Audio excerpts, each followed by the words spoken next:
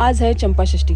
या दिवशी खंडोबाला कांद्याची पात, वांग्याचं भरीत आणि गव्हाच्या घाऱ्याचं नैवेद्य दिलं जातं आणि आमची कोली भाषेने याला वांगसट असं बोलतात। म्हणून मी आज बनविते वांगसट नैवेद्य।